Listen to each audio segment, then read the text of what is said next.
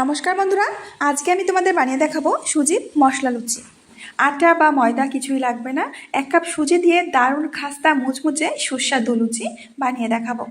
আটা বা ময়দার লুচির থেকে কিন্তু এই লুচিটা খেতে বেশি সুস্বাদু হয়। আশা করছি আজকের রেসিপি তোমাদের অনেক ভালো লাগবে।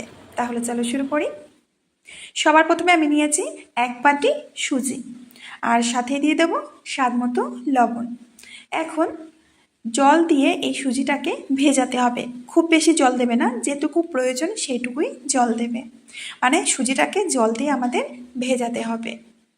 তো খুব ভালো করে অল্প অল্প জল দিয়ে সুজিটাকে আগে আমি ভিজিয়ে নিচ্ছি।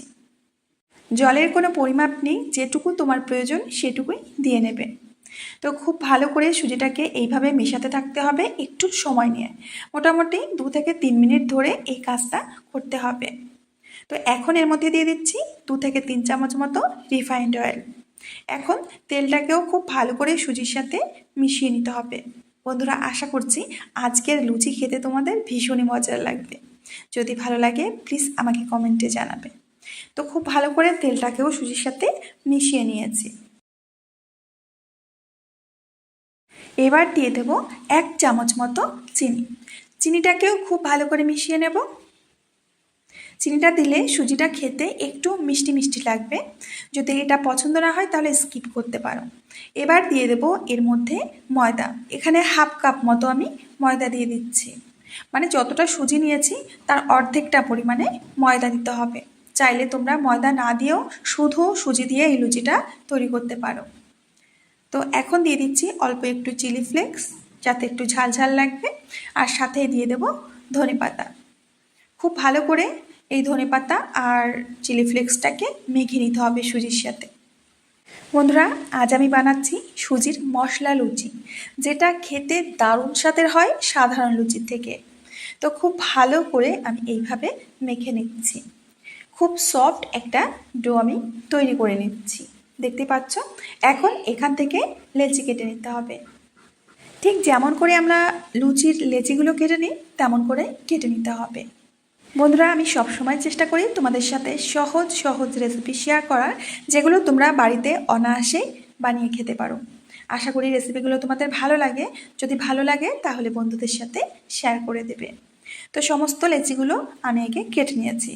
এখন লুচিগুলো বেলে নেবার পালা। যেমনটা লুচি বেলা হয় ঠিক তেমনটা করে লুচি বেলে নিতে হবে।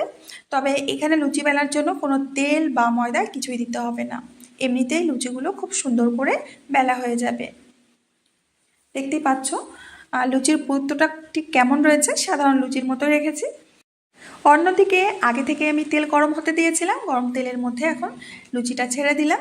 খুব অল্প সময়ের মধ্যে দেখবে যে লুচিটা এমনিতেই ওপরের দিকে ভেসে আসছে আর ধীরে ধীরে ফুলে উঠছে।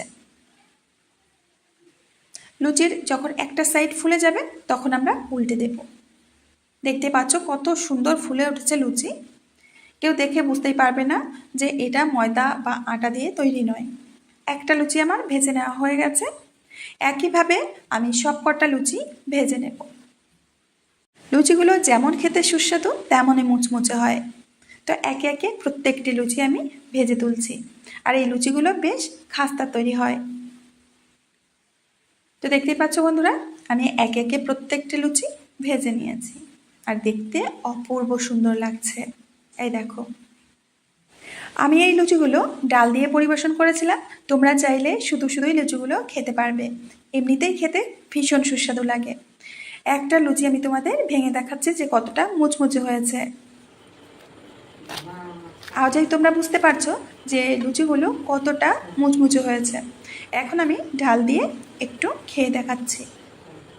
বন্ধুরা, আশা করছি প্রত্যেক দিনের মতো আজকের রেসিপিটাও তোমাদের খুবই সহজ লেগেছে আর ভালো লেগেছে। ভালো লাগলে ছোট করে একটা কমেন্টে জানাবে আর বন্ধুদের সাথে শেয়ার করবে। তাহলে বন্ধুরা, আমি আজ এখানেই বিদায় নেব।